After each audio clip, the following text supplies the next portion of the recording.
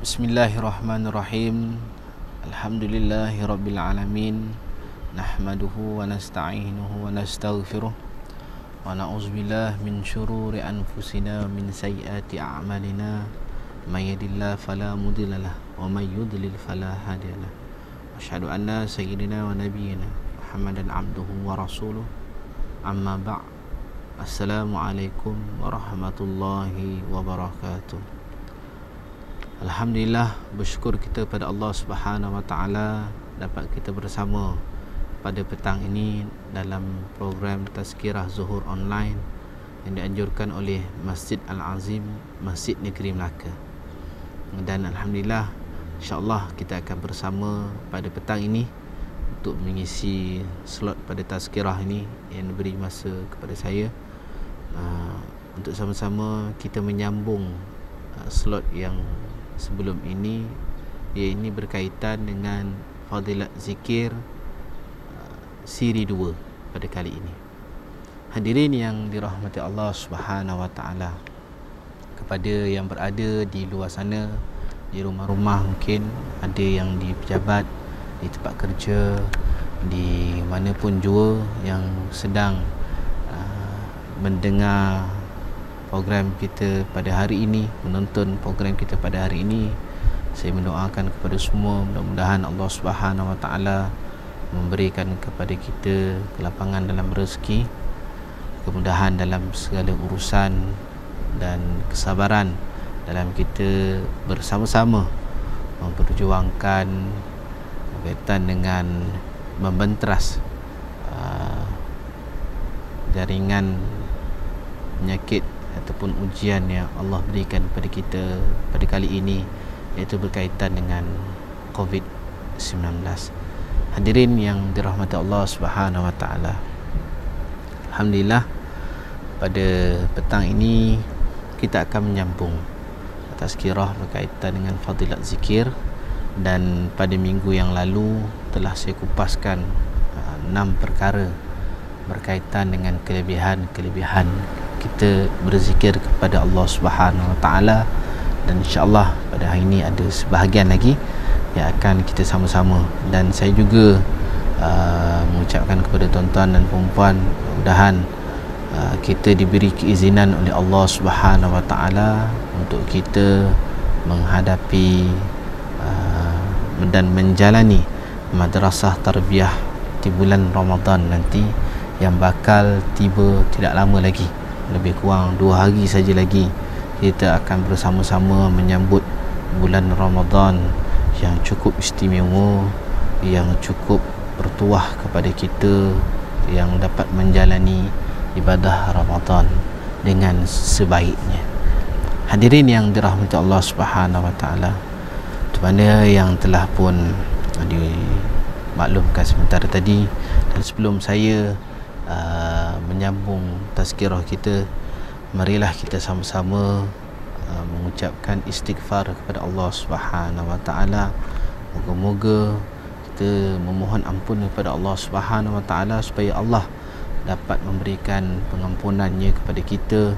Mungkin ada apa yang kita lakukan pada hari ini, pada bermulanya pagi ini sampailah ke saat ini, ada kesilapan-kesilapan, kesalahan-kesalahan yang kita lakukan, sama ada kita perasan ataupun kita tidak perasan, tersedar ataupun kita tidak sedar, maka perlulah kita sering kali memohon keampunan kepada Allah Subhanahu Wa Taala. Jadi hari ini jom saya mengajak kepada semua untuk sama-sama beristighfar kepada Allah Subhanahu Wa Taala, memohon keampunan kepada Allah Subhanahu Wa Taala. Astaghfirullahalazim allazi la ilaha illa huwal hayyul qayyum wa atubu ilaik. Astaghfirullahalazim allazi la ilaha illa huwal hayyul qayyum wa atubu ilaik. Astaghfirullahalazim allazi la ilaha illa huwal hayyul qayyum wa atubu ilaik. Alhamdulillah tuan-tuan, puan-puan, hadirin yang dirahmati Allah Subhanahu wa taala. Mudah-mudahan dengan kita seringkali memohon keampunan kepada Allah Subhanahu wa taala, Allah memberikan kepada kita pengampunan setiap apa yang kita lakukan kesalahan kepadanya, dan mudah-mudahan Allah berikan kepada kita petunjuk, Allah berikan kepada kita hidayah, Allah berikan kepada kita rezeki, Allah berikan kepada kita maghfirahnya Allah Subhanahu wa taala dalam kita meniti kehidupan kita di dunia ini. Hadirin yang dirahmati Allah, menyambung kepada tazkirah kita pada kali ini berkaitan dengan fadilat zikir, dan antara fadilat zikir yang kita boleh rasa, yang kita boleh dapat adalah dengan kita seringkali berzikir kepada Allah Subhanahu wa taala, ianya dapat merupakan jiwa dan juga ruh seluruh pengibadatan manusia kepada Allah Subhanahu wa taala. Sesuai dengan firman Allah Subhanahu wa taala dalam surah Taha ayat 14, ba'da a'udzubillahi minasyaitonirrajim, innani anallahu la ilaha illa ana fa'budni wa aqimus salata li zikri. Sadaqallahul azim. Sesungguhnya aku ini adalah Allah, tidak ada Tuhan yang hak selain daripada aku, maka sembahlah aku dan dirikanlah solat untuk mengingati aku. Bila mana kita berzikir kepada Allah, kita mengingati Allah Subhanahu wa taala, kita beribadat kepada Allah Subhanahu wa taala, maka itu salah satu daripada tanda kita untuk mengabdikan diri kepada Allah Subhanahu wa taala dan meletakkan diri kita ini merupakan adalah hamba kepada Allah Subhanahu wa taala. Maka tuan-tuan dan puan-puan, hadirin yang dirahmati Allah Subhanahu wa taala, zikir bukan hanya untuk memberikan ketenangan jiwa, bukan hanya untuk mendodoikan anak, ataupun untuk mengisi masa lapang kita, ataupun zikir ini adalah untuk kita buat saja-saja. Tapi zikir ini adalah merupakan salah satu bentuk, salah satu kaedah, salah satu cara, uslubnya untuk meletakkan diri kita ini sebagai hamba kepada Allah Subhanahu wa taala, dan ianya adalah merupakan salah satu bentuk pengibadatan kita kepada Allah Subhanahu wa taala. Maka tuan-tuan dan puan-puan, hadirin yang dirahmati Allah, jangan jadikan amalan zikir kita ini satu perkara yang sia-sia, perkara yang tidak datang manfaatnya kepada diri kita. Sebaliknya, bila kita niatkan segala amalan kita ini kepada Allah Subhanahu wa taala, nescaya sudah pasti akan ada timbal balasnya daripada Allah Subhanahu wa taala. Rasulullah sallallahu alaihi wasallam bersabda di dalam hadis yang bermaksud akan datang pada suatu masa nanti, ramai orang mengerjakan solat tapi mereka seperti belum mengerjakan solat, iaitu kerana hati mereka lalai. Hadis riwayat Ahmad. Maka tuan-tuan dan puan-puan, hadirin yang dirahmati Allah, bila kita melihat kepada hadis baginda Rasulullah sallallahu alaihi wasallam ini, menunjukkan bahawa ramai orang mengerjakan solat tetapi mereka seolah-olah belum mengerjakan solat. Na'udzubillah pada diri kita, tuan-tuan. Itu sebab pentingnya niat dalam kita melakukan sesuatu. Bila kita berbicara tentang niat, ianya mencakupi makna yang luas, sangat luas. Setiap perkara dalam kehidupan kita asal mulanya daripada niat. Tuan-tuan hadirin yang dirahmati Allah, bezanya niat tu secara formal ataupun tidak formal. Contohnya, seperti mana kita menunaikan solat, kita nak menunaikan ibadah puasa yang tidak lama lagi akan muncul di dalam bulan Ramadan, ataupun kita hendak berniat ketika mana wuduk dan sebagainya, maka itu dikategorikan sebagai niat-niat yang formal. Ada lafaz niat dan sebagainya. apakah niat yang tidak formal ni?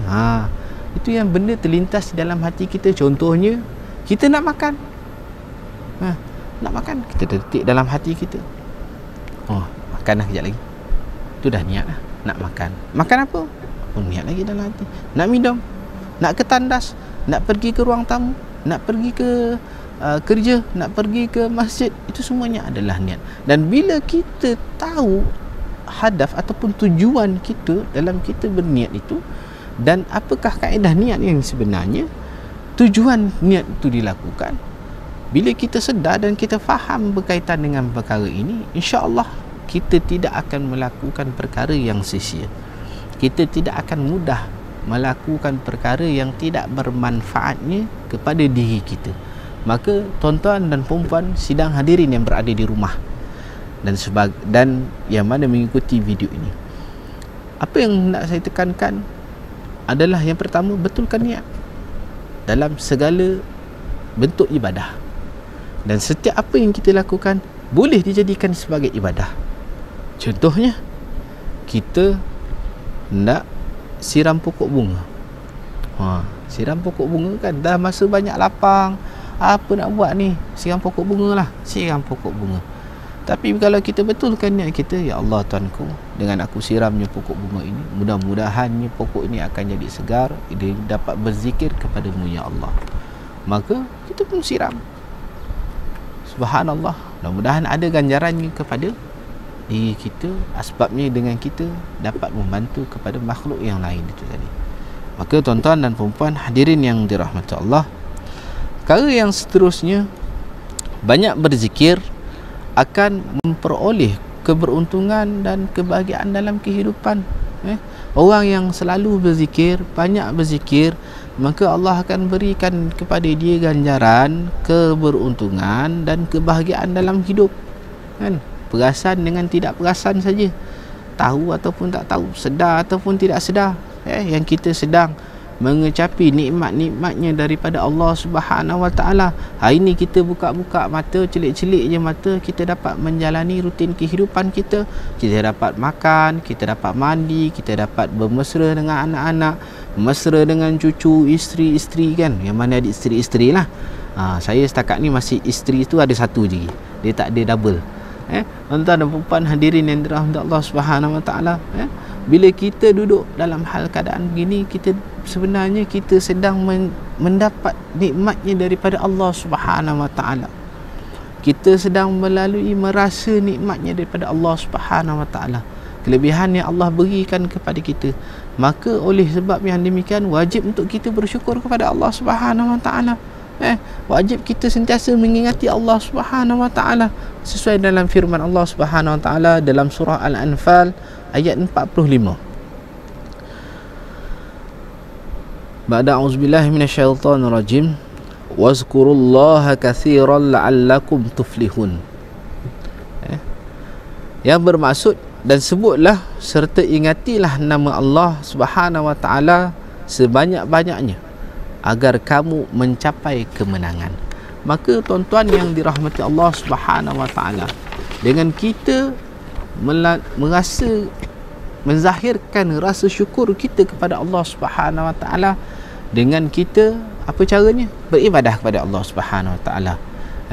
Kita baca Quran, kita solat, kita berzikir, kita berbuat sesuatu perkara yang bermanfaat dan sebagainya, yang mendatangkan faedah dan sebagainya.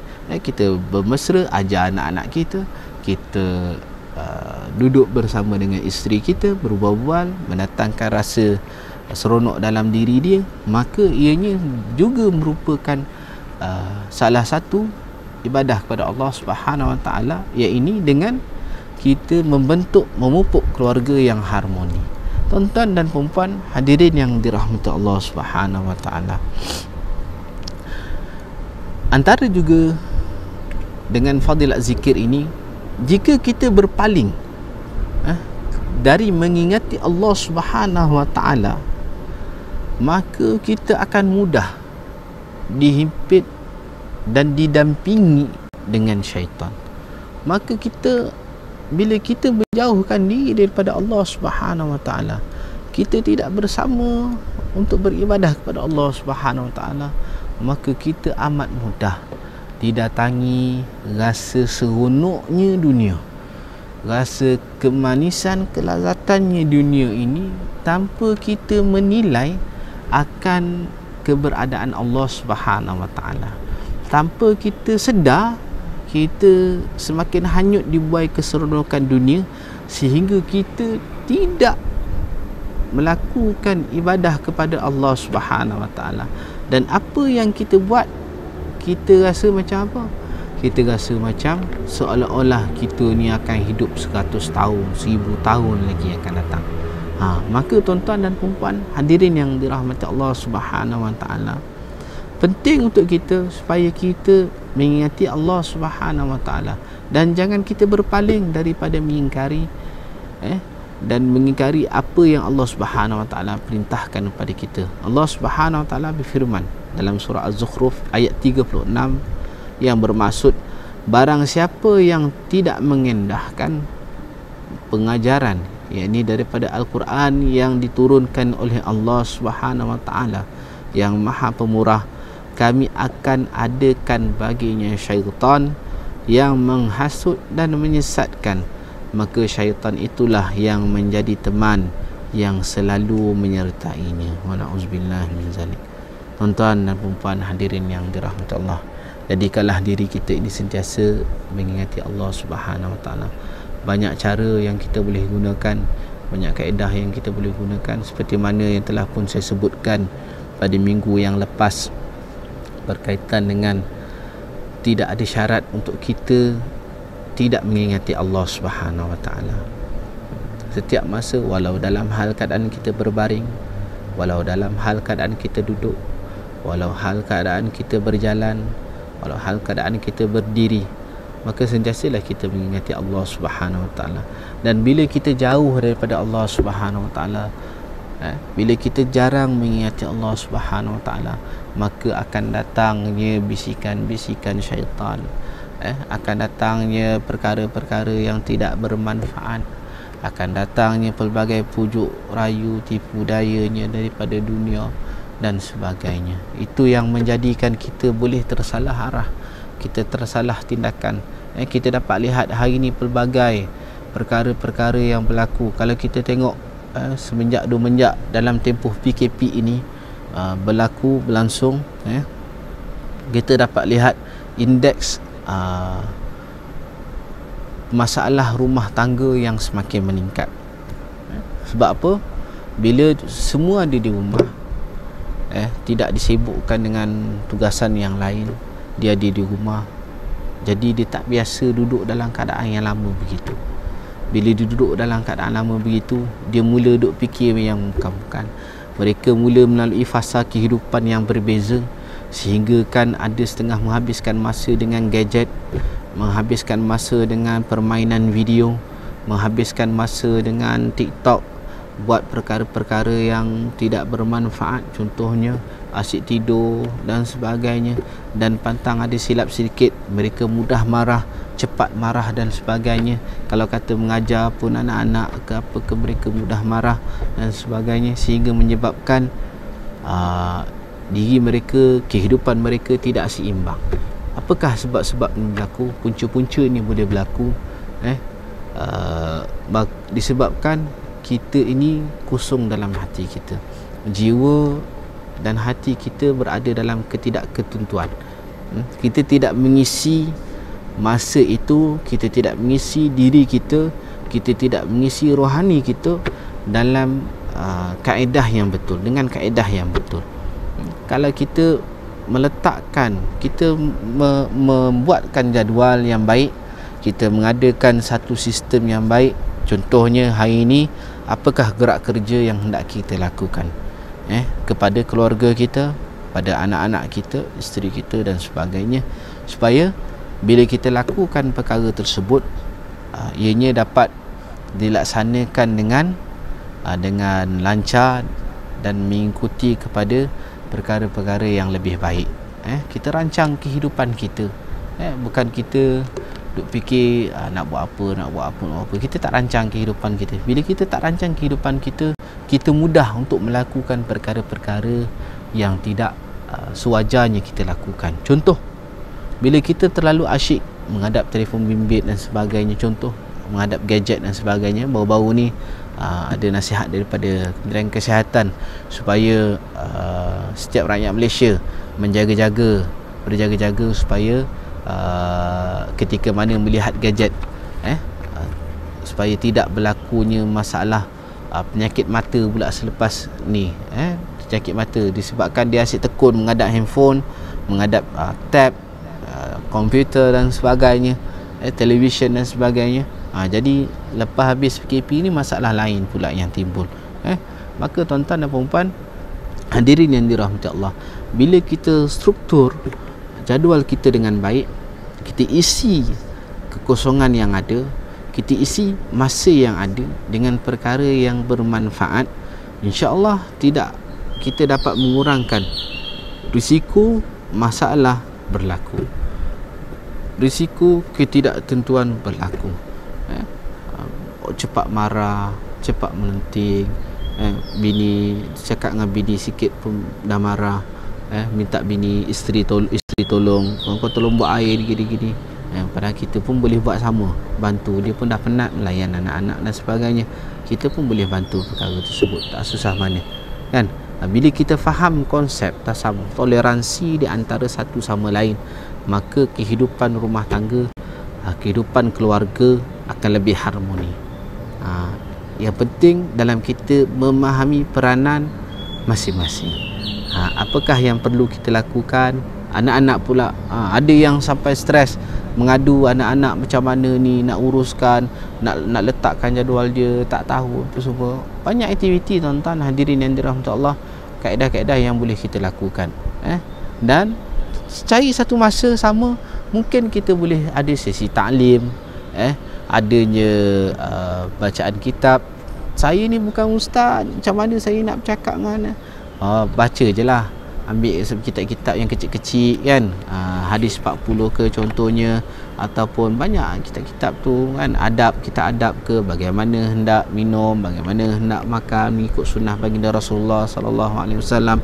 Maka dalam hal itu kita baca saja dengan isteri dan anak-anak kita. Kita wujudkan pengisian yang bermanfaat kepada keluarga kita dengan cara mengingati Allah Subhanahu Wa Taala. Bila kita pupuk dalam hal keadaan ini, maka keluarga kita akan jadi harmoni, rumah tangga akan jadi harmoni, kehidupan akan jadi lebih baik. Bahkan kita dapat mengatasi kelesuan, kekosongan rohani kita yang mungkin melanda dalam tempoh sepanjang perkara ini berlangsung. Dan ianya bila kita dah biasa amalkan ini, insya-Allah mudah-mudahan amalan ini menjadi lanjutan selepas walaupun dah habis PKP, bukan hanya terhenti di setakat habisnya perintah ini, lepas tu dah tak ada amalan lagi dah tak ada nak buat lagi dah dan sebagainya. Cuba cari masa untuk kita laksanakan perkara tersebut. Hadirin yang dirahmati Allah Subhanahu Wa Taala, orang yang enggan berzikir, orang yang tak nak berzikir akan menjadi orang-orang yang rugi dalam kehidupannya. Orang-orang yang kurang mengingati Allah Subhanahu Wa Taala, maka dia tergolong dalam kalangan orang-orang yang rugi. Allah Subhanahu Wa Taala berfirman dalam surah Al-Munafiqun ayat 9, A'udzubillahi minasyaitonir rajim.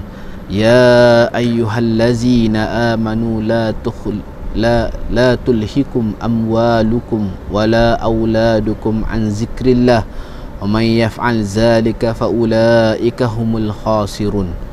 Hai orang-orang yang beriman, janganlah harta-hartamu dan anak-anakmu melalaikan kamu dari mengingati Allah. Barang siapa berbuat demikian, maka mereka itulah orang-orang yang rugi. Maka tuan-tuan dan puan-puan hadirin yang dirahmati Allah Subhanahu Wa Taala, jangan jadikan diri kita ini tergolong daripada kalangan orang-orang yang rugi. Orang-orang yang rugi di sisi Allah Subhanahu Wa Taala. Jadikan diri kita ini untung, walaupun kita ada anak-anak ramai, bini-bini ramai contohnya lah, ataupun keluarga yang ramai, maka kita dapat mengisi perkara tersebut, kehidupan kita tersebut dengan lebih banyak untuk kita mengingati Allah Subhanahu Wa Taala. Banyak kaedah. Contohnya kita kenalkan anak-anak kita dengan kehidupan dunia. Contohnya pokok, tanaman-tanaman. Kita cakap dengan anak kita, siapakah yang ciptakan ini? Siapakah yang menciptakan bumi ini? Siapakah yang menciptakan daun ini, pokok ini? Kita terapkan dalam diri mereka bahawa ianya adalah semuanya daripada Allah Subhanahu Wa Taala. Kan kita kata kalau rumah diperbuat daripada apa? Batu, pasir, simen. Siapakah yang menciptakan bahan-bahan ini? Semuanya daripada Allah Subhanahu Wa Taala. Kita dedahkan mereka. Bila kita ada konsep ini di dalam keluarga, kita menjurus kepada mengingati Allah Subhanahu Wa Taala, maka kita akan dapat memupuk keimanan dan ketakwaan di dalam diri keluarga kita. Bahkan kita diri kita juga, tuan-tuan hadirin yang dirahmati Allah. Iman manusia ini dia tidak sama dengan iman para malaikat.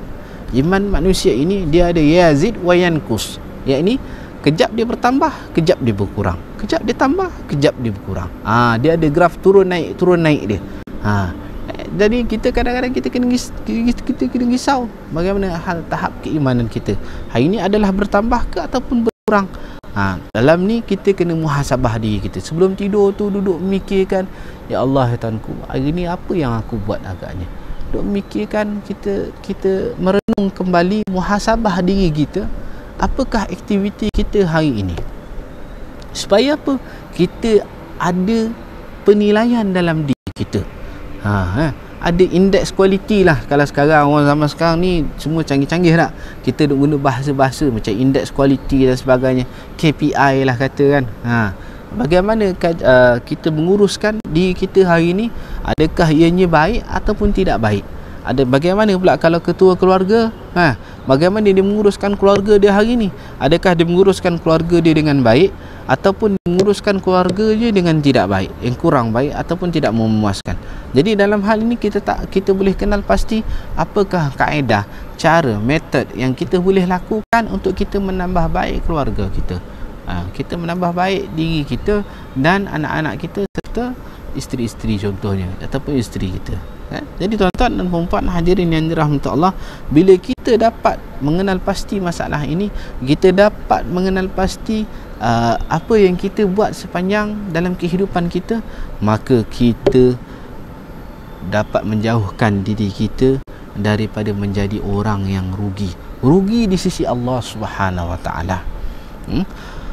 Orang yang tidak berzikir kepada Allah Subhanahu Wa Taala dianggap seperti orang hidup yang sudah mati. Macam mana ni? Dia hidup tapi dia sebenarnya mati. Hati dia mati, tuan-tuan. Abi Musa ada meriwayatkan bahawa Rasulullah sallallahu alaihi wasallam bersabda, An Abi Musa radhiyallahu anhu qala Rasulullah sallallahu alaihi wasallam, masalul ladzi yadhkuru rabbahu wal ladzi la yadhkuru rabbahu masalul hayy wal mayyit. Perumpamaan orang yang berzikir kepada Allah Subhanahu Wa Taala dan orang yang tidak berzikir adalah seumpama orang yang hidup dan mati. Maknanya apa yang dikatakan dengan mati itu tadi? Mati, tuan-tuan, mati hati. Hati dia jadi rusak, hati dia hitam, hati dia semakin tidak taat kepada Allah Subhanahu Wa Taala. Dalam hal ini, apa benda, apakah dia tanda-tanda hati yang mati? Apa yang saya dapat kumpulkan di sini ada lebih kurang 9 perkara berkaitan dengan tanda-tanda hati yang mati. Kita boleh cek diri kita. Kita boleh cek masing-masing. Tanya diri kita, adakah kita ada ciri-ciri tersebut, tanda-tanda tersebut? Yang pertama, tuan-tuan hadirin Allah Subhanahu Wa Taala, iaitu kita berani meninggalkan solat. Tanya diri kita, adakah kita ni berani tinggalkan solat? Kalau kita berani tinggalkan solat tanpa rasa bersalah, tanpa rasa tak kena, tanpa rasa macam tak lengkap kehidupan kita, maka itulah merupakan salah satu daripada tanda hati yang mati. Tinggal solat rasa tak ada benda. Kalau kita, tuan-tuan, tak tinggal, kita nak tinggalkan solat ni, kita rasa macam serba tak kena je. Sedangkan, tuan-tuan, kalau orang yang rajin lakukan solat, orang yang lakukan solat, bila diberikan kelonggaran kepada dia untuk solat jamak dan qasar sendiri pun, kadang-kadang dia rasa macam tak puas. Dia nak buat juga, dia tak nak qasar, dia nak jamak aja. Dia nak buat 4-4 kan.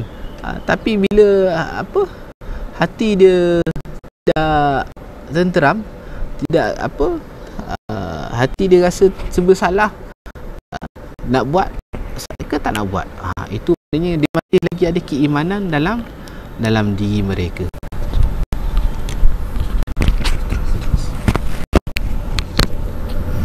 Yang kedua, antara tanda-tanda hati yang mati adalah merasa tenang tanpa merasa berdosa padahal sedang melakukan dosa-dosa. Dia rasa relax. Buat maksiat pun dia rasa, alah, tak ada apa pun, tak ada yang nampak, tak ada yang tahu. Buat sesuatu perkara yang maksiat, mendatangkan maksiat pun dia rasa, alah, tak ada apa-apa pun dapat, tak ada apa-apa pun ujian yang Allah bagi, tak ada apa-apa pun bala yang Allah bagi, kan? Dia tenang je, dia rasa macam tak ada apa-apa je. Dia macam rasa relax saja. Itu tanda hati yang mati. Yang ketiga, tidak tersentuh hatinya, bahkan menjauhi ayat-ayat Quran. Tengok Quran tu macam dia tengok buku biasa je. Dia tengok Quran, dia pandang, kalau terletak dekat rak tu, itulah dia. Kalau kata setahun lah terletak kat rak tu. Bila muncul balik Ramadan, itu pun kadang-kadang dibuka, ikut kesempatan, ikut masa yang diberi. Kalau rasa lapang sikit, buka lah. Kalau tak ada, tak ada lah. Anggap macam rasa buku Quran ini adalah merupakan dia fikirkan seolah-olah macam buku bacaan biasa saja. Bila rasa nak tengok, tengok. Kalau tak ada, tak ada lah. Sedangkan tuan-tuan, Allah menjanjikan pelbagai kelebihan kepada orang yang membaca Quran. Allah janjikan pelbagai kelebihan, bukan setakat baca. Bahkan kalau kita tengok, kita pandang saja pun dah dapat Quran, dah dapat pahala. Ini pula kalau kita baca. Dan disebutkan dalam hadis baginda Rasulullah sallallahu alaihi wasallam, barang siapa yang membaca Quran walaupun satu huruf, maka dicatatkan kepadanya 10 kebaikan. Ini kan pula nak baca Quran setahun sekali, seumur hidup sekali. Maka kalau dia biasa meninggalkan Quran, tak tersentuh hatinya, bahkan menjauhi ayat-ayat Quran, dengar orang mengaji Quran pun dia rasa macam tak ada apa-apa, macam dia dengar lagu biasa saja, maka itulah tanda hati-hati yang mati. Kita tuan-tuan, kalau kita dengar orang baca Quran tu, kita tersentuh dalam hati, terkesan dalam hati, ya Allah Subhanahu Wa Taala, dengar orang mengaji Quran ni tersentuhnya hati, ya Allah, sedapnya alunan dia. Yang ada faham maknanya, sebab dia berasa mengaji Quran, dia baca sekali dengan tafsir, faham akan tafsirnya, subhanallah, boleh mengalir air mata kita. Maka orang tu masih memiliki keimanan dan ketakwaan dalam hati mereka. Tapi kalau dia tak rasa apa-apa, maka itulah tanda-tanda hati yang mati. Yang seterusnya, yang keempat, terus menerus buat maksiat, tak ada rasa bersalah, sentiasa ada je maksiat dia buat. Yang kelima, sibuknya mengumpat fitnah dan buruk sangka. Macam-macam perkara yang dia lakukan. Kehidupannya tu penuh dengan penyakit-penyakit hati yang lain. Mengumpat fitnah dan mempunyai sifat yang buruk sangka. Ini tanda-tanda penyakit hati. Hasad, dengki, fitnah, khianat dan sebagainya, itu adalah penyakit hati. Termasuk riak, ujub, takabur. Ada 10 penyakit hati. Atau tuan-tuan dan perempuan hadirin yang dirahmati Allah Subhanahu Wa Taala. Yang keenam, sangat benci dengan nasihat baik dan para ulama. Orang nasihat kat dia, Mat, janganlah buat macam ni, kan benda ni datangkan dosa. Contohnya nak puasa tak lama lagi di bulan Ramadan, berpuasalah, sampai bila kau tak nak berpuasa? Kau tak payah nak nasihat aku, kau ingat kau dah cukup baik. Kita pula, dia pula yang mengatakan, kawan ni nak bagi nasihat, dia pula mengatakan ingat kita dah cukup baik. Sedangkan kita kena faham, mengingati di antara satu sama lain itu memberikan manfaat kepada orang yang beriman. Maka tuan-tuan dan puan hadirin yang dirahmati Allah, kalau kita lihat orang yang demikian, maka dia memiliki tanda-tanda hati yang mati.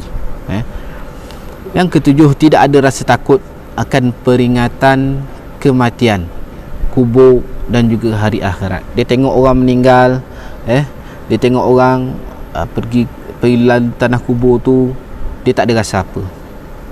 Seharusnya kita ni tuan-tuan sering mengingati mati. Sebab satu masa nanti kita akan menempuhnya.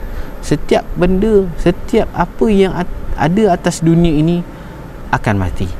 Bukan hanya manusia, bahkan binatang, harta benda, pokok-pokok dan sebagainya. Bukan kata kita, tak ada yang kekal.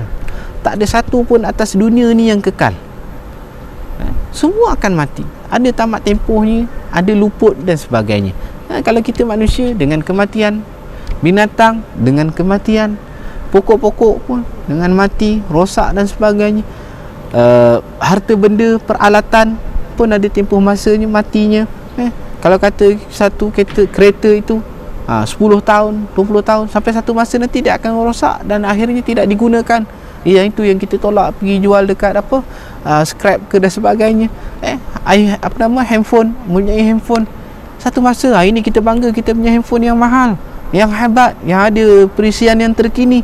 Tapi sampai satu masa dia pun akan blow, akan rosak dan sebagainya, dan akhirnya kita tak akan gunakan dia lagi. Kita ambil yang lain. Dan ada setiap apa pun makhluk di atas dunia ini akan mati, akan rosak dan sebagainya. Maka tuan-tuan dan puan hadirin yang dirahmati Allah, kita kena sedar dan kita faham. Kita kena tahu bila lalu ke kawasan kuburan, satu masa nanti juga aku akan ditempatkan di sini. Cuba kita tak tahu apa kaedah kita mati, bagaimananya cara kita menghadapi kematian, menghadapi sakratul maut daripada Allah Subhanahu Wa Taala. Adakah lidah kita ni akan keluar ataupun sebagainya? Adakah kita ni nanti akan menghadapi kematian daripada orang-orang yang beriman ataupun sebaliknya? Bila kita melihat kubur, bagaimana hal nanti kita akan dikuburkan? Di mana kita akan dikuburkan? Kita tak tahu tuan-tuan dan puan hadirin yang dirahmati Allah. Maka kena ada rasa keinsafan dalam diri kita, kena ada rasa taat kita kepada Allah Subhanahu Wa Taala. Dan bila kita tidak merasai perkara tersebut, bila tengok kubur, bila tengok kematian, bila tengok saudara-saudara kita yang ada kematian dan sebagainya, kita tidak rasa dalam hati kita ni rasa keinsafan, maka kita kena cek tuan-tuan, mungkin ia adalah merupakan tanda-tanda hati yang mati. Yang ke-8, gilanya pada dunia tanpa peduli dosa. Taksub sangat dengan keseronokan, kehebatan, kemanisan dunia ini, sehingga dia tidak mengambil kira tentang dosa dan pahala. Menjadikan moto dia matlamat menghalalkan cara. Dia nak dapatkan satu kejayaan tu, dia tak kisah dia benamkan orang lain ke, dia bunuh orang ke, dia rasuah ke, dia apa ke dan sebagainya. Dia tak ada kira tu dosa semua. Janji dia dapat apa yang dia nak, janji dia peroleh apa yang dia hajati. Maka orang yang begini hati mati tuan-tuan. Dan yang ke-9, senang melihat orang susah dan menderita. Dia tengok orang susah, itulah orang ni malas berusaha, dia ni, tak ada rasa nak membantu, tidak rasa nak mengulurkan bantuan, tidak bersimpati kepada mereka. Maka orang begini juga memiliki tanda-tanda hati yang mati. Hadirin dan dirahmati Allah Subhanahu Wa Taala, jauhilah hati kita ni daripada hati yang mati.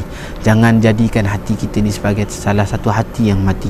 Hiasi diri kita, nurani kita, rohani kita ini dengan perkara yang mendatangkan manfaatnya kepada diri kita dan sekaliannya. Isi diri kita ni dengan mengingati Allah Subhanahu Wa Taala. Perbanyakkan kita beribadah kepada Allah Subhanahu Wa Taala. Banyak dalam konsep peribadatan kepada Allah Subhanahu Wa Taala, banyak kaedah, banyak cara yang kita boleh buat, yang kita boleh gunakan, yang kita boleh lakukan. Tuan-tuan hadirin yang dirahmati Allah, dan saya kongsikan sedikit fadilat zikir yang terakhir yang dapat saya sampaikan pada hari ini. Sebenarnya banyak lagi tuan-tuan. Saya ambil beberapa perkara saja yang untuk saya kongsikan bersama dengan tuan-tuan dan puan-puan. Semua makhluk Allah Subhanahu Wa Taala di atas muka bumi ini sentiasa berzikir, bertasbih, memuji Allah Subhanahu Wa Taala. Firman Allah Subhanahu Wa Taala dalam surah Al-Isra ayat 44 yang bermaksud, langit yang 7 dan bumi serta sekalian makhluk yang ada padanya sentiasa mengucapkan tasbih bagi Allah Subhanahu wa taala, dan tiada suatu pun melainkan bertasbih dan memujinya, akan tetapi kamu tidak faham akan tasbih mereka. Sesungguhnya ia adalah Maha Penyantun lagi Maha Pengampun. Surah Al-Isra ayat 44. Maka tuan-tuan dan puan-puan hadirin yang dirahmati Allah Subhanahu wa taala, kita kena tahu semua makhluk yang ada di atas muka bumi ini beribadah kepada Allah Subhanahu wa taala, bertasbih memuji Allah Subhanahu wa taala. Cuma kita tak nampak, kita tak tahu apa kaedah mereka dan sebagainya.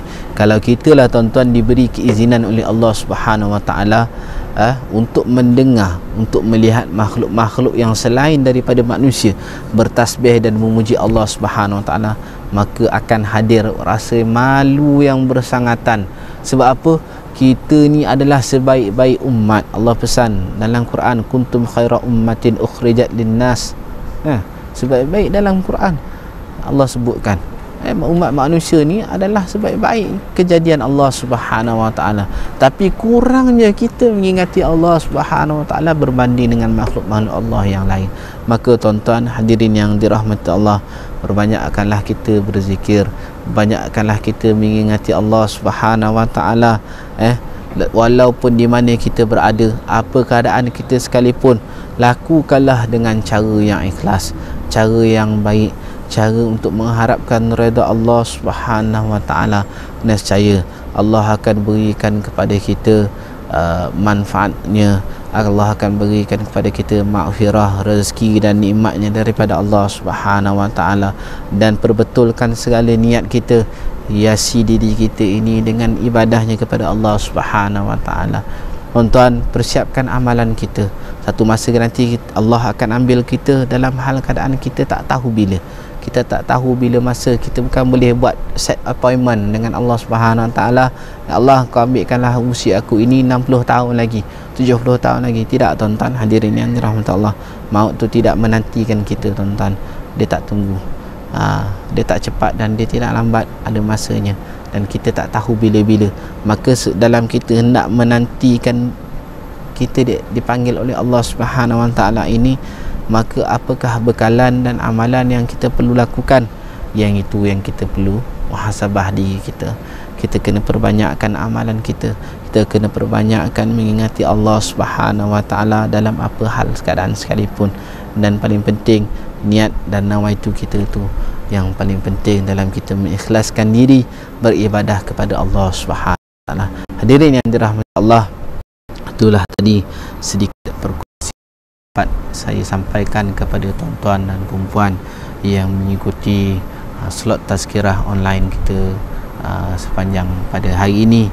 Dan saya doakan mudah-mudahan dapat kita bersama sedikit ilmu yang bermanfaatnya pada diri kita, dan dapat kita sampaikan kepada ahli keluarga kita, sanak saudara kita, jiran dan sebagainya. Boleh kongsikan, sharekan maklumat ini, info ini. Mudah-mudahan ada mengalirnya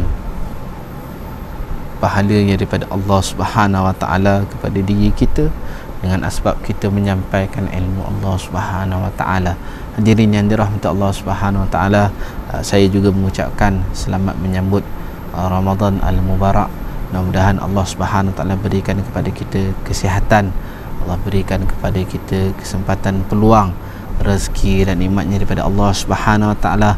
Allah perluaskan kepada kita maghfirah, bulan maghfirah, bulan puasa. Tuan-tuan hadirin yang dirahmati Allah, Allah janjikan kepada kita bulan puasa ini adalah bulan yang mana Allah berikan berlipat-lipat ganda ganjaran.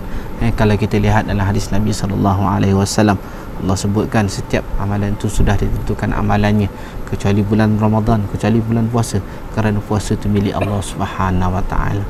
Maka dalam hal ini Allah Subhanahu wa taala akan melimpahkan ganjarannya kepada umat manusia yang dapat menjalani ibadah puasa dengan imanan wa ihtisaban, yakni dengan keimanan dan penuh pengharapan. Apa yang diharapnya?